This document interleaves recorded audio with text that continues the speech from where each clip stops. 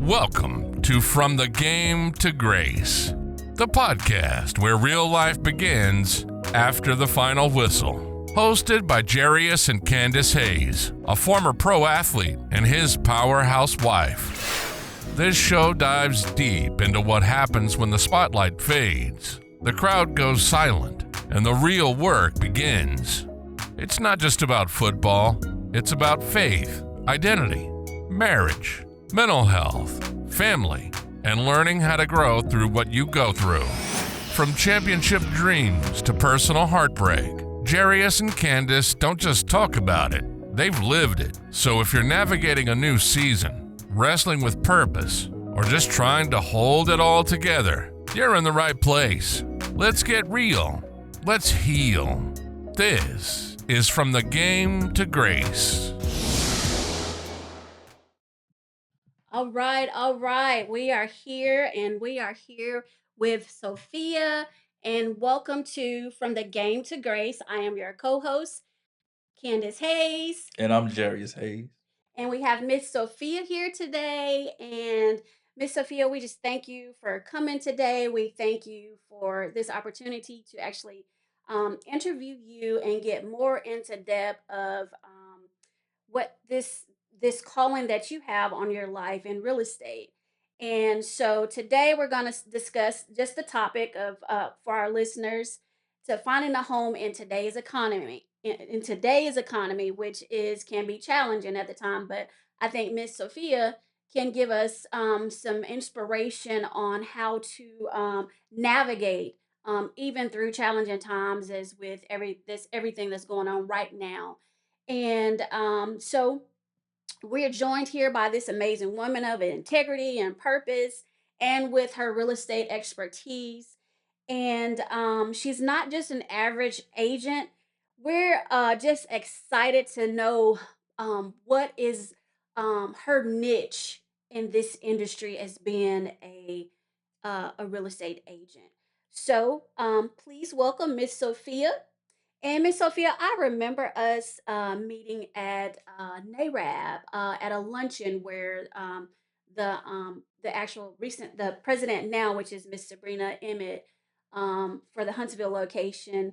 We met there, and I just kind of enjoyed your energy that you had. You know, you're smiling, you were videotaping us all, and I just love that energy. So let's start. Let's start with your story here. What inspired you to actually go into real estate?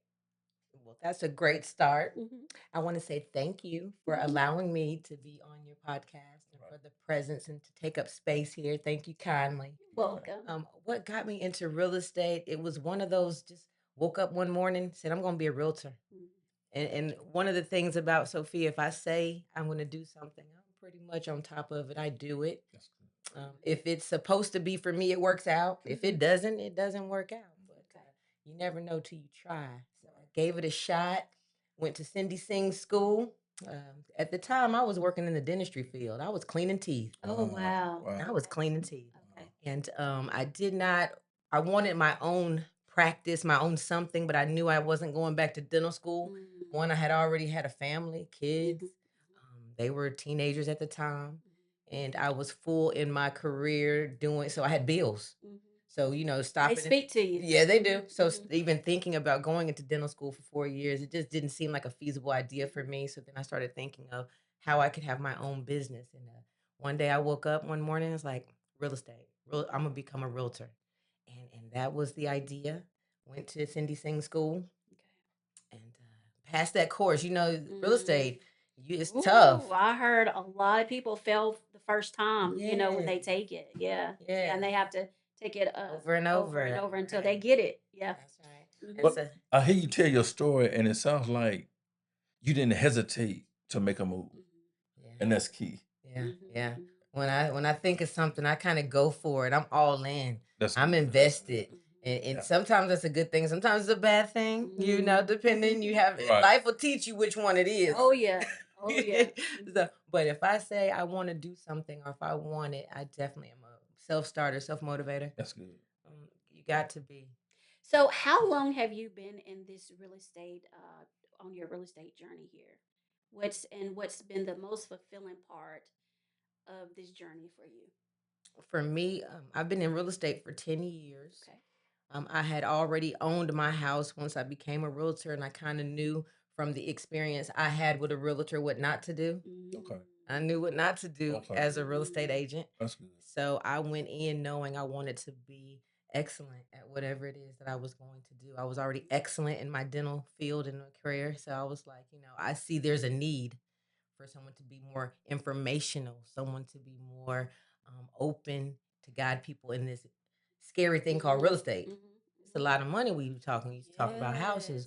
We're talking about a lot of money. So we want someone to trust, and that was one of the things I didn't really feel with the agent. I was like, I don't know about him. I don't know about that person. Showing up with food on the shirt. Oh my God. And wanting to fast talk me into, buying a house. And I just didn't feel comfortable. So I knew I wanted to make that experience better. For someone else. So, what advice would you give to someone that's about to step into real estate, or someone that just wants to own a home but doesn't know like the steps, how to start? Well, I always say, if you don't know how to do, even with me in my business, if I don't know how to do something, I want to grab onto somebody who does. So for the person who's even considering buying a home, I would say get in touch with someone that you trust in the real estate business, be it the mortgage lender, because they're just as knowledgeable as a realtor. So you have options there. A lot of people start with the realtor, but low key, it's the mortgage person. Because if we don't have any money to play the game with, we ain't playing yet. So they really kind of set the set the tone. Absolutely. They give us the green light. If I don't have a mortgage lender that told me that we can go shop for a house, we're not shopping for a house. There's other things I need to work with you on then. But that's my first stop to even know. So it's kind of like going to the doctor. I can't treat you for anything until I find out what you got going on. So even with my business, I need you to go talk to this lender because they're going to pull the blood. They're going to do the hard part. Oh yeah. They're going to blood work. the blood work. Yeah. They're going to do all that stuff you don't want done. That's right. They're going to look deep into all the things you probably don't want people to know. Yeah. Your bank account. Yeah. Right? Money's scary. And so Yeah. a lot of people are hesitant to talk to About a that. lender. They'd be like all gung ho about, I'm gonna buy a house, I'm gonna buy a house. And then you tell them, hey, here's the link to a multiple lenders that you can talk to. They'll pause. Well, I'm not ready. Well, I need to do this and I need to do that. And I try to encourage them, you're ready. The thought, you're ready. And now you need people to help you. It takes a team. So I'm going to start it, but I'm going to hand you off to a lender because the two of us get you to the finish line. I can't get you a house with no money. Yeah, no, it won't work. You can't go nowhere with that. So what's been probably your biggest maybe pet peeve with working in the industry right now? Well, it's hard to say. Pet peeve is something that you don't really like, right? And so I look at things different. If I see something that I do not like, then that is opportunity. Okay. Yeah. And it's not really a pet peeve. It don't. So how can I maximize on this opportunity? If it's something I don't like, how can I make it better? Okay. How can I service and provide a service there to make it better? That's a good way to. So when it comes to pet peeves, I find that sometimes it's scary for other realtors to collab and work with other realtors. And they're like, oh, we're competitive. I'm against you. I need to sell more than you. But the truth is, it's not. It's more power in collabing. I get more done when I reach across and get help from others. And that help could look like another realtor, it could look like a mortgage lender. And it even different businesses, this podcast, right? We are collabing. Yes, absolutely. So Yes. I think that if we could start thinking more like that, outside the box. outside the box, everything's and there's more than enough for me and for you and just figure out how we can work together with that. It's really for me. I was telling someone earlier today, it's not about competition. The only person I compete with is myself. That's right. And how I can be a better version of Sophia than she was yesterday. And how can I do better? I can't be a Candace. I can't be a better you. So that's your competition. I'm my own competition. That's right. That's right. So it's a lot of realtors that actually focus maybe on one thing, like maybe a realtor focus on more the commercial side of it. Then you have a realtor that focuses on like the land part of it, or just the residential. So, what is your main focus in real estate at right now at this time? Right now, this time I'm educating, and that could look like a first time buyer. That could look like a person that currently owns a home, who currently has a portfolio, even. So I'm in a space of being more of an advocate and bringing awareness to the fact that real estate is a tool to wealth. Mm, And that is where I am. And I show you how to maximize that tool. So if you don't have a home, there's opportunity. And we need to get you one. There's so many easy ways to start mhm, that investment. mhm, And so when I talk about got equity, houses, yes, it's about, building the value in a home, mhm, but you got to start somewhere. You don't already have to have the equity. We sometimes have to build it with that first time mhm, buyer situation mhm, and get us to that place where we can use some equity to do more things because it's a vehicle mhm, Mm, to more things. mhm. mm. Right. Yeah. That's good. So I know you have your shirt on, Got Equity. Can you Yes. kind of expound on Got Equity? Like, Yes. why are you wearing that shirt today? Yes. So for me, this is a brand that I Mhm, created because I felt that there needed to be awareness about home ownership. mhm, When I say we, Black families, mhm, we are behind in the race of home ownership. Right now, it's about what, 45% Black families own their homes mhm, versus 75% of others that own their mhm, homes. And if we know that that house piece is a thing to wealth, mhm. and it's also a basic necessity. Yeah. We need shelter. Mhm. You cannot Yeah. live without a shelter. That's right. So them two things go together for Mhm, me. I need a shelter to become wealthy. mhm, And sometimes it's just that one. One house can impact your wealth $400,000 mm, at your bottom line. mhm, Yeah. So a Yeah. person with a home and that's big. So if I know when I'm talking to somebody, if they're not a homeowner, then I kind of already know their mindset. I know where they are financially. You already 400K behind, aren't you? mm, I need to get you there. mm. So there's opportunity. Wow. That's that's deep. That's deep. And especially with the percentage, 45%, that's a lot. That's That's a scary. lot. That's a lot. We're When behind the ball. We're behind the yeah, we're You behind. know, and I think coming up, we weren't, we were not educated. Yeah. In our era. Uh, people had houses, but as far as the education and what you're talking about now, we never heard talk like this. mm, You know what I'm saying? mm, So a lot of people grow up, not that they don't have a desire to own a home, they just wasn't educated to that's think a certain way. right. Yeah. You bring up a good point mindset. First of all, I got to get people to understand after they're aware Mhm, that the home is needed. Now you need to have a mindset that you can even do it. mhm, Because a lot of times, like you said, I've been told, I've seen it, but my family may not have ever had one. So I need to have this mindset that I'm going to go do this. mhm. And this is something I need to do for the better of the family. Right. Okay. Is there anything else that you want to put out here to our listeners of how they can, the steps they can take, how they can follow you, or any more educational tips that you can give them where they can actually, um, start the process? Yes. Educational tips, financial literacy. Wow. Grab all of the financial literacy that you can. Yeah.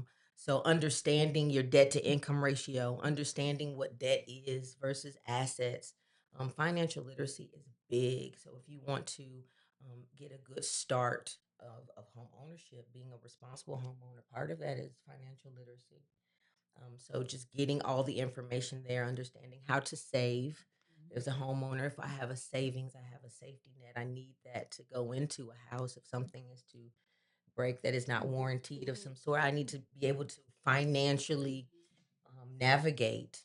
So financial literacy is big. So any kind of courses you can take, information, websites, financial literacy. Okay. Okay. And so, thank you so much for just taking your time out today and coming and sharing, the knowledge to our community and the culture, as we say. Yes, Um, yes, yes. um, can you leave with how they can follow you, how they can reach out to you, if you have like your website or your social media platforms, if you could let them know Absolutely.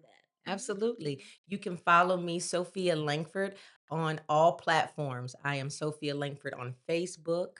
LinkedIn, TikTok, and the Sophia Langford on Instagram. And that's how you can contact me.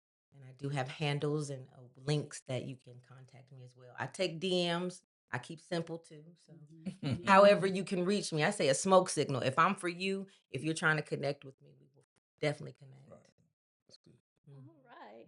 So, if this episode has helped you, tag someone, and say, "Hey, check this podcast out with Sophia.